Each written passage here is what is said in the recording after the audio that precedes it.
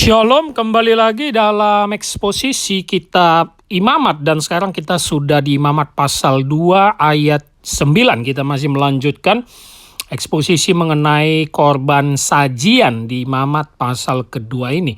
Imamat pasal 2 ayat ke-9.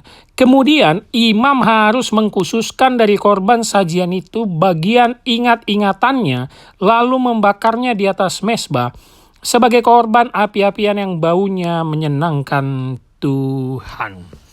Kita kemarin sudah melihat ini ada korban sajian yang berupa roti atau tepung yang terbaik yang dipanggang ataupun dibakar sebagai korban ucapan syukur kepada Allah. Ya, selalu muncul kalimat tepung yang terbaik, tepung yang terbaik, tepung yang terbaik. Dan harus dipersembahkan kepada Tuhan sebagai kewajiban umat Israel. Lalu di dalam mempersembahkan korban sajian, itu diberikan kepada imam yang bertugas yaitu Harun dan anak-anaknya sebagai orang yang dikhususkan. Nah, mari kita lihat ayat 9 ini Bapak Ibu Saudara. Kalimat awalnya, kemudian imam, berarti imam sudah menerima korban sajian itu, baik yang dipanggang ataupun dibakar sebelumnya, harus mengkhususkan dari korban sajian itu. Mengkhususkan di sini bisa diartikan to remove ya, atau memisahkan, karena khusus itu dalam perjanjian lama bisa juga terpisah ya.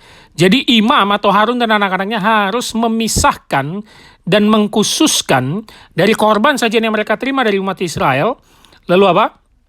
Bagian ingat-ingatannya. Ini satu bahasa terjemahan Indonesia yang agak sulit kita mengerti. Apa itu bagian ingat-ingatannya ya? Apa yang perlu diingat? Enggak, ini sebenarnya terjemahannya kalau kita bisa melihat terjemahan lain, khususnya dalam terjemahan Alkitab bahasa Inggris, persembahan peringatan. Nah, itu dia.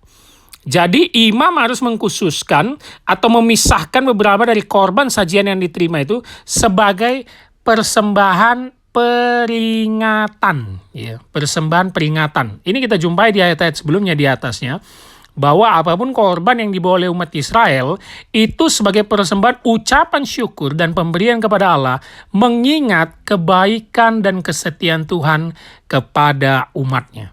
Kita sudah bahas konteksnya bahwa umat Israel itu diberikan makanan hasil bumi seperti gandum atau tepung yang terbaik ketika mereka mengalami kesulitan di padang gurun setelah keluar dari perbudakan Mesir. Ya, mereka tidak mungkin bercocok tanam, mereka akan pindah dari satu tempat ke tempat lain, berjalan terus di padang gurun, sehingga makanan-makanan seperti korban sajian ini mengingatkan mereka atas pertolongan Tuhan saat mereka sulit di padang gurun. Jadi itu terjemahannya.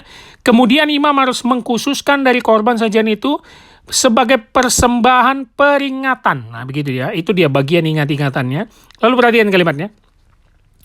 Lalu membakarnya di atas mezbah sebagai korban api-apian yang baunya menyenangkan bagi Tuhan. Ini kalimat yang kita jumpai mulai dari pasal 1 korban bakaran ya.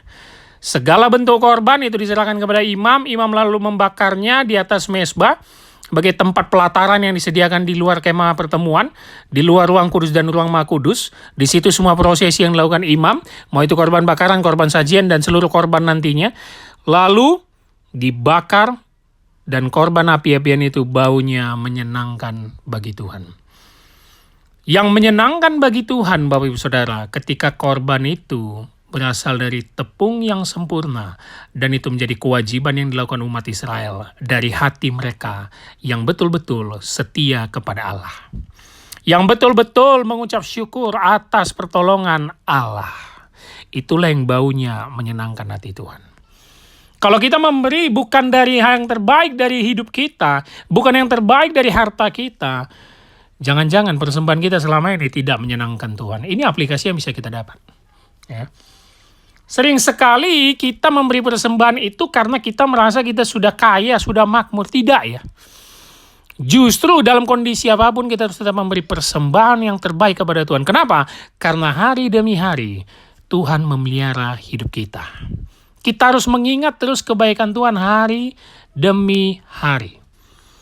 Jadi bukan soal persembahan ngomong soal harta saja, tidak, bukan soal harta, uang, kekayaan, tapi bagaimana pemeliharaan Tuhan dalam hidup kita sampai hari ini. Maka sudah seharusnya lah kewajiban sama seperti umat Israel memberikan persembahan yang terbaik kepada Allah. Nah, itulah yang kiranya menyenangkan Tuhan. Makanya sering dalam doa kita apa?